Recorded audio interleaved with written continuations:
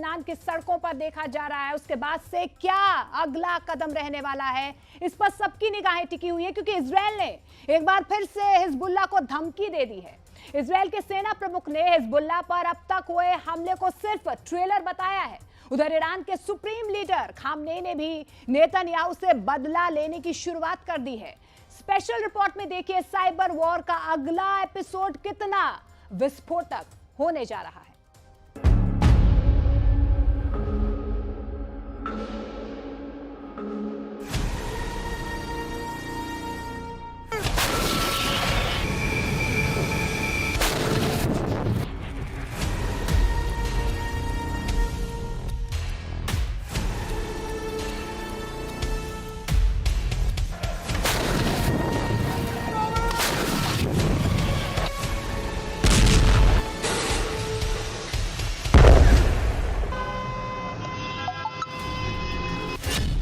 Israel का cyber युद्ध, जल जाएगा सारा लेबनान।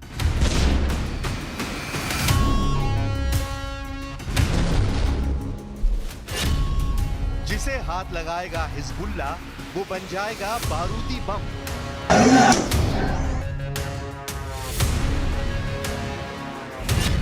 नेतन्याहू की यूनिट 8200 सबसे बड़ा हमला अब होगा।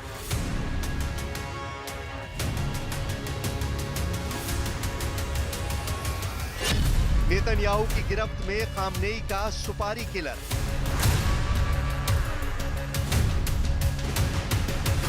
ये युद्ध इजराइल में हमास के नरसंहार से शुरू हुआ था। हमास से इजराइल ने बदला लेना शुरू किया तो बम बारूद के धमाके होने लगे। फिर इसमें ईरान समर्थक हिजबुल्लाह और हूती भी शामिल हो गए। इजराइल के दुश्मनों ने रॉकेट और मिसाइलों से हमले किए। जवाब में इजराइल ने जंगी जेट के साथ फाइटर ड्रोन भी इस्तेमाल किए। लेकिन पारंपरिक हथियारों से शुरू हुआ युद्ध अब सबसे भयानक और भीषण हथियारों के दौर में पहुंच गया है। यह आधुनिक दौर का सबसे भयानक और भीषण साइबर वॉर है, जिसमें हिजबुल्लाह लड़ाके बेमौत मारे जा रहे हैं, वो भी बिना सीधे हमले के। इजराइल सेना की यूनिट नंबर 8200 ने ये बारूदी बिसात बिछाई है, जिससे हिजबुल्लाह, हमास और हूती ही नहीं, ईरान की भी हेकड़ी शुरू कर दी। इजराइल के हमले की धार देखिए, ताबड़तोड़ और अंधाधुंध अटैक का तूफान आया हुआ है। पेजर बम धमाके में मारे गए हिजबुल्लाह कमांडर के जनाजे का ये दृश्य देखिए। अपने लड़के का मातम मना रहे नसरल्लाह के फाइटर्स को अंदाजा भी नहीं था इस जनाजे में भी डेथ ट्रैप बिछाया गया। एम्बुलेंस के करीब भारी भीड़ के बीच जब ब्लास्ट हुआ तो तहलका मच गया। इजराइल ने 3 दिन में 3 डिवाइस के इस्तेमाल से हिजबुल्लाह लड़ाकों को मौत बांटी है। लेबनान में 3 दिन में धमाकों के 3 तरीके। पहला हमला मंगलवार 17 सितंबर को करीब 3000 पेजर में ब्लास्ट से हुआ, जिसमें हिजबुल्लाह के 12 लड़ाके हलाक हुए और करीब 3000 घायल हुए। दूसरा हमला बुधवार 18 सितंबर को हिजबुल्लाह फाइटर्स के वॉकी टॉकी में धमाकों के साथ हुआ। इसमें नसरल्लाह ब्रिगेड के 20 फाइटर्स मारे गए और करीब 450 घायल हुए। लेबनान में तीसरा हमला गुरुवार 19 सितंबर को 16 सिस्टम में धमाके के साथ शुरू हुआ है, जिसमें 6 के घायल होने की जानकारी है।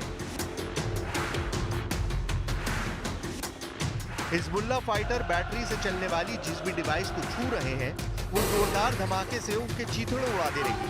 डिवाइस ब्लास्ट से बचने वाले हिजबुल्लाह फाइटर्स को नेतन्याहू के आसमानी योद्धा मिट्टी में मिला रहे हैं। بخصوص موضوع الشهداء، نحن آخر رقم عند وزارة الصحة بخصوص الشهداء اللي سقطوا باعتداءات البارحة كانت 25 شهيد.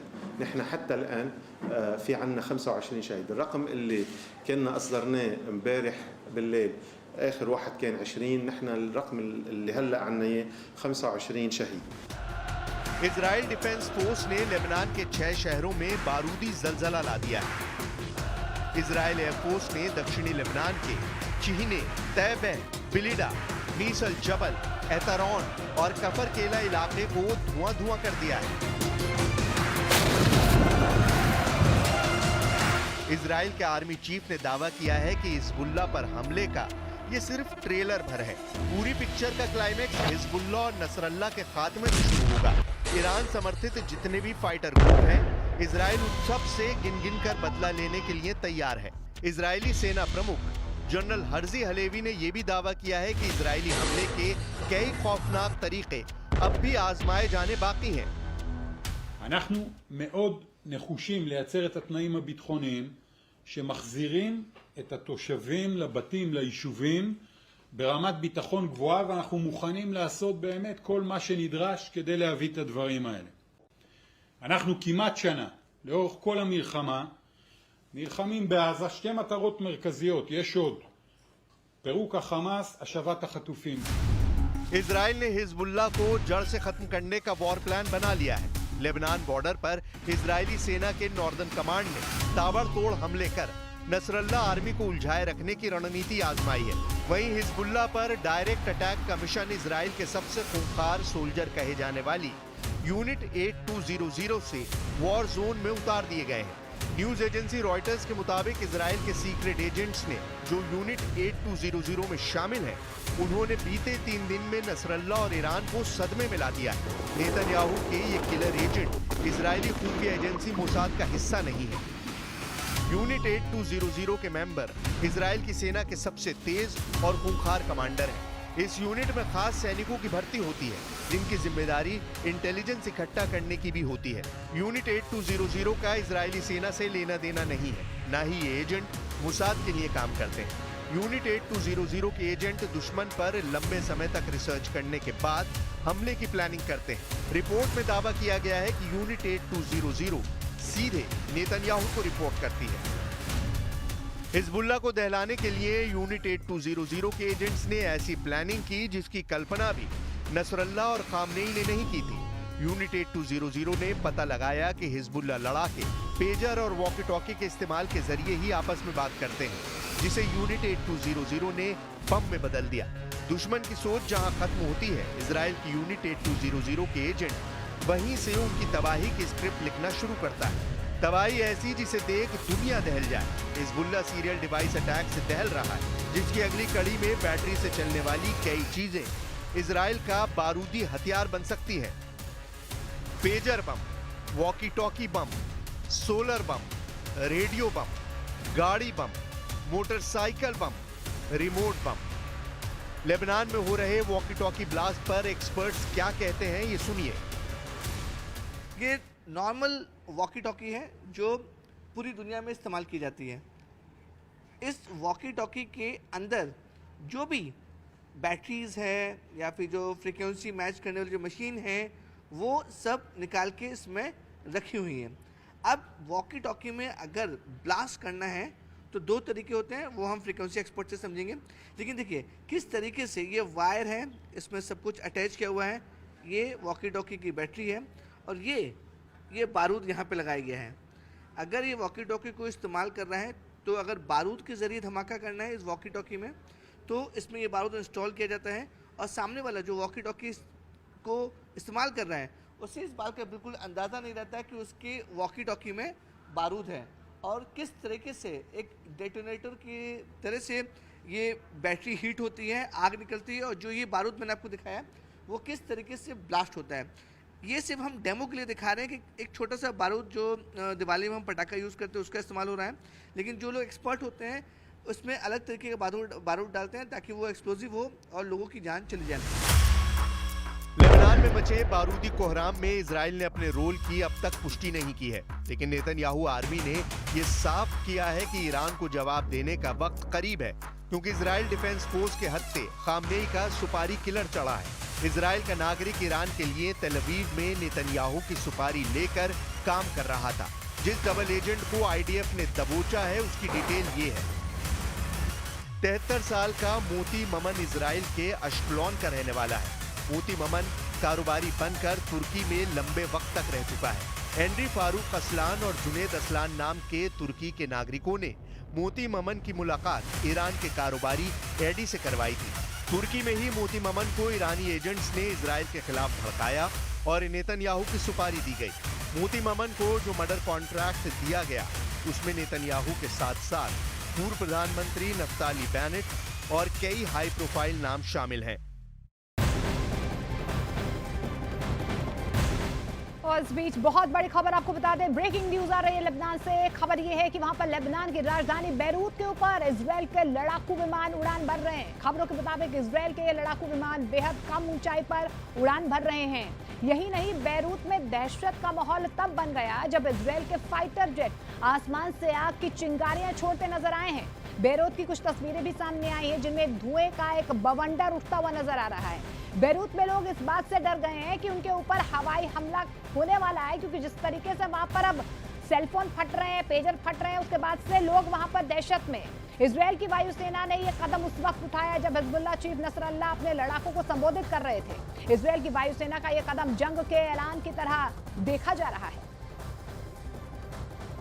तो बड़ी खबर आपको बता दें, लेबनान से बहुत बड़ी खबर है। वहां पर लेबनान की राजधानी बैरूत के ऊपर इजराइल के लड़ाकू विमान उड़ान भर रहे हैं। खबरों के मुताबिक इजराइल के लड़ाकू विमान बेहद कम ऊंचाई पर उड़ान भर रहे हैं और ऐसे में बैरूत के लोग जो है वहां पर दहशत में नजर आ रहे हैं। तो एक तरफ यहां पर हिजबुल्लाह इजराइल के बीच जो है गहमा गहमी बढ़ती हुई नजर आ रही है, तो दूसरी तरफ नेटो जो यूक्रेन के साथ खड़ा हुआ है। अब जानकारी मिल पा रही है कि नेटो के जो लड़ाके हैं वो अब युद्ध में कहीं ना कूद गए हैं। लगता है कि रूस यूक्रेन युद्ध में अब नेटो सीधी जंग में कूद पड़ा है। पुतिन के वफादार चेचन लड़ाकों ने कुर्स्क में कुछ ऐसे लड़ाकों को जिंदा पकड़ लिया है जिन्हें नेटो का बताया जा रहा है। इधर पुतिन ने नेटो के 32 देशों से जंग करने के लिए 15 लाख सैनिकों की भर्ती शुरू कर दी है।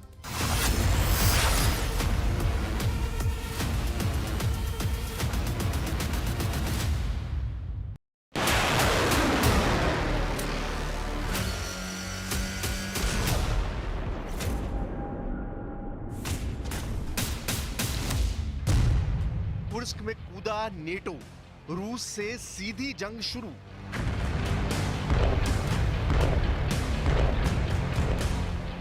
क्या अब हारते हाफते और करहाते यूक्रेनी सेना को बचाने के लिए नेटो के लड़ाके कुर्स्क में रूसी सेना से जंग करने को मजबूर हो गए?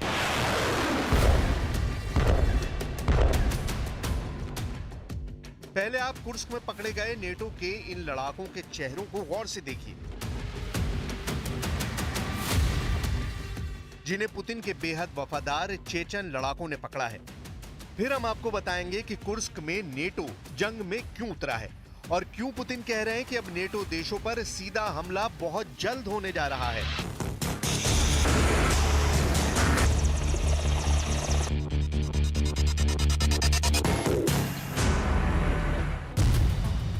पुतिन का आदेश, नेटो से सीधा युद्ध। 6 अगस्त 2024 को रूस के कुर्स्क में यूक्रेनी सेना ने बड़ा हमला करके पूरी दुनिया को हैरान कर दिया था। नेटो के टॉप कमांडर्स तक यूक्रेनी सेना की जमकर तारीफ कर रहे थे।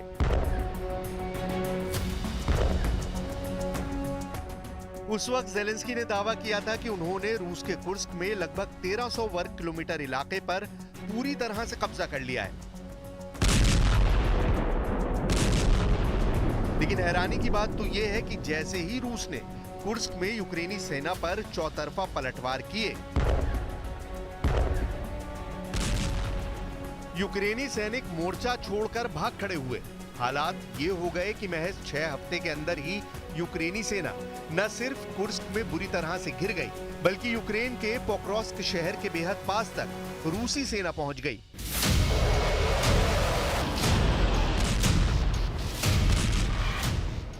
ऐसे हालात में नेटो ने अचानक जंग में अपने ऐसे लड़ाकों को उतार दिया जिनका रिकॉर्ड मिलना बेहद मुश्किल है। लेकिन अब चेचन लड़ाकों की अकमत स्पेशल फोर्स ने ऐसा धमाका किया है कि नेटो के होश उड़ गए।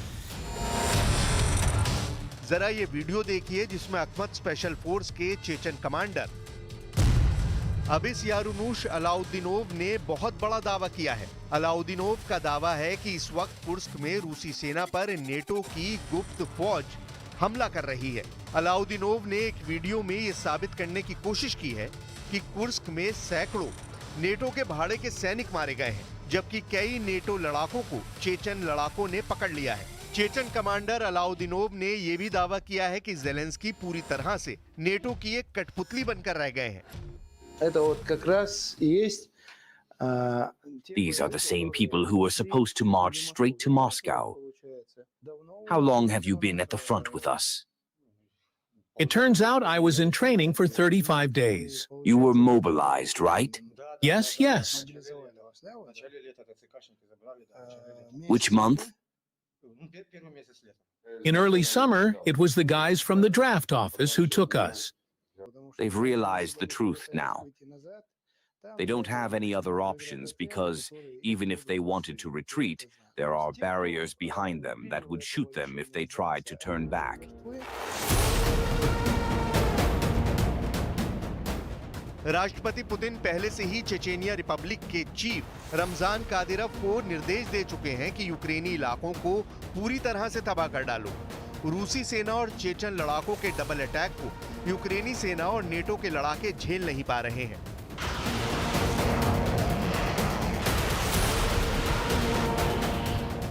इधर पुतिन ने कुर्स्क से लेकर पोक्रोस तक एक के बाद एक इलाकों को जीतना और आजाद कराना शुरू कर दिया है। वॉशिंगटन डीसी थिंक टैंक ने दावा किया था कि यूक्रेनी सेना ने रूस के कुर्स्क ओब्लास्ट में काफी बढ़त बना ली थी, लेकिन रूसी सेना ने 15 सितंबर तक फिर से यूक्रेन से अपने इलाके छीन लिए। रूसी सेना इतनी जल्दी यूक्रेनी सेना को कैसे हरा पाई है, इसके पीछे की वजह खुद जाने अनजाने में ज़ेलेंस्की बता चुके हैं। ज़ेलेंस्की ने कहा था कि पिछले हफ्ते लगभग 35,000 रूसी सैनिकों ने कुर्स्क में यूक्रेनी सेना पर हमला किया है। ये संख्या कुर्स्क में यूक्रेनी सेना के मुकाबले 2 गुनी है। इधर अमेरिका ने अनुमान लगाया है कि रूस को कुर्स्क को पूरी तरह से जीतने के लिए 20 ब्रिगेड और 50,000 सैनिकों की जरूरत होगी।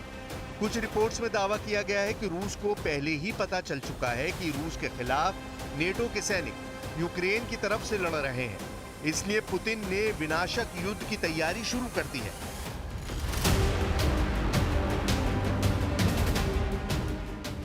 हम आपको कुछ वीडियो दिखा रहे हैं जिसमें रूसी सेना ने ऐसे जब्त घातक हथियारों को दिखाया है जो अमेरिका, ब्रिटेन, जर्मनी और नेटो देशों के हैं। जरा ये वीडियो देखिए। दक्षिणी रूस के रोस्टोव ऑन डॉन में 14 सितंबर को यूक्रेन और नेटो देशों के जब्त हथियारों को जनता के सामने रखा गया। इन हथियारों में टैंक, तोप, मशीन गन और तरह तरह के भारी हथियार मौजूद थे। यूक्रेन में रूसी सेना द्वारा पकड़े गए पश्चिमी टैंक और यूक्रेनी सैन्य हार्डवेयर की इस प्रदर्शनी को देखने के लिए रूसी उमड़ पड़े।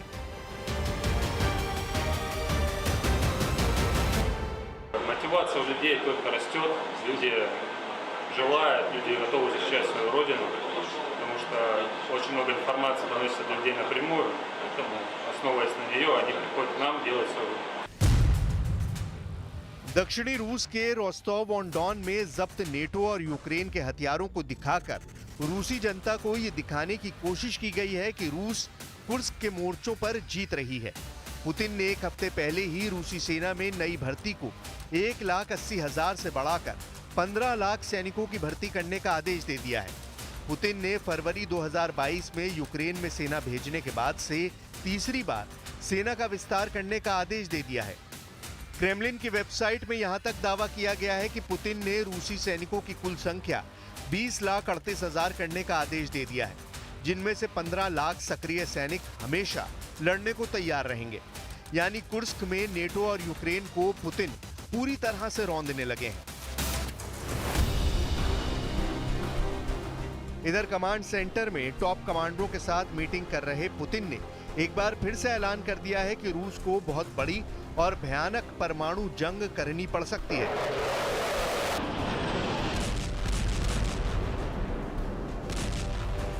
पुतिन ने साफ इशारा कर दिया है कि इस एटमी जंग में नेटो के 32 देशों से सीधा मुकाबला होगा।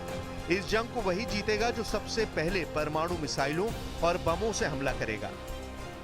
934 दिन से चल रही रूस यूक्रेन जंग में यूक्रेन के दरवाजे पर विनाशकारी परमाणु युद्ध होने जा रहा है। हम आपको पुतिन के बेहद करीबी और रूस के पूर्व राष्ट्रपति दिमित्री मेदवेदेव का वो बयान दिखाने जा रहे हैं जिसके खौफ से ज़ेलेंस्की का खून सूखना शुरू हो गया है, क्योंकि रूसी सूत्रों का दावा है कि रूस यूक्रेन पर फादर ऑफ ऑल बॉम्ब यानी FOAB के सबसे विनाशक हमले करने जा रहा है। रूस के पूर्व राष्ट्रपति दिमित्री मेदवेदेव के बयानों से इसका इशारा कर दिया गया है। ये स्पष्ट है अभी तक रूस ने बहुत ही संयम बरता है, लेकिन अब रूस की परमाणु प्रतिक्रिया बहुत बड़ी है। ये फैसला काफी जटिल है जिसे बदला नहीं जा सकता है। कई अहंकारी मंदबुद्धि वाले देश हैं जिन्हें समझ नहीं आ रहा है कि रूस के धैर्य की परीक्षा लंबे वक्त तक नहीं ली जा सकती है। Нагнетание и еще один шаг к серьезному конфликту в Европе и глобальному конфликту. Им это нужно?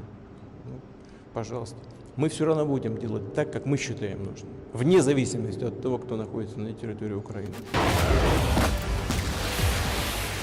अगर पिछले 72 घंटों की बात की जाए तो राष्ट्रपति जेलेंस्की के लिए 2.5 साल से चल रही जंग भस्मासुर बनती जा रही है। वॉर मैप पर यूक्रेन के commander in chief Oleksandr Syrskyi Zelensky के साथ सर खपा रहे हैं। इधर नेटो देशों की मीटिंग में अमेरिका, ब्रिटेन, जर्मनी जैसे यही तय नहीं कर पाए हैं कि यूक्रेन को लंबी दूरी की मिसाइलें दी जाएं या नहीं। जेलेंस्की का साफ कहना है कि अगर नेटो देश लंबी दूरी की मिसाइलों से हमला करने की अनुमति रूस के मॉस्को तक दे दें तो हारी बाजी पलटी जा सकती है। लेकिन दिक्कत यह है कि पुतिन ने नेटो देशों के खिलाफ अपनी परमाणु मिसाइलें तैनात कर दी हैं। रूस से लेकर बेलारूस तक रूस ने ऐसी जबरदस्त परमाणु युद्ध का चक्रव्यूह रचा है कि नेटो देशों की हालत खराब हो चुकी है।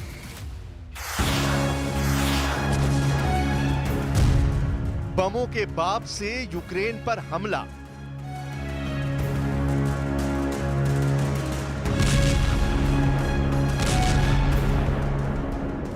जंग के दौरान राष्ट्रपति पुतिन और रूस के पूर्व राष्ट्रपति दिमित्री मेदवेदेव का ये वीडियो देखिए, जिसमें पूरे रूस को एक बड़ी एटमी जंग के लिए तैयार रहने को कहा जा रहा है।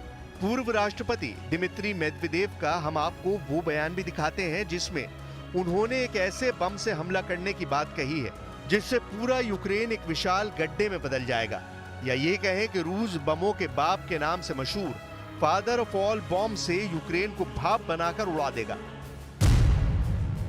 रूस के पूर्व राष्ट्रपति दिमित्री मेदवेदेव ने साफ कहा है कि रूस यूक्रेन के ऊपर फादर ऑफ ऑल बॉम्ब यानी FOAB से हमला करने जा रहा है। फादर ऑफ ऑल बॉम्ब किसी परमाणु बम से कम नहीं होता है, इसलिए मेदवेदेव ने यूक्रेन को धमकाते हुए कहा है कि यूक्रेन में जिस जगह पर रूसी शहरों की मां खड़ी थी वहां एक विशाल धब्बा रह जाएगा। यहाँ ये जानना जरूरी है कि मेदवेदेव रूसी शहरों की जिसे मां कह रहे हैं तो इसका सीधा मतलब यूक्रेन का कीव है। यूक्रेन की राजधानी कीव को mother of all Russian cities कहा जाता है, यानी रूस अब यूक्रेन की राजधानी कीव पर बमों का बाप यानी FOAB बम से हमला करके कीव का वजूद खत्म करने जा रहा है।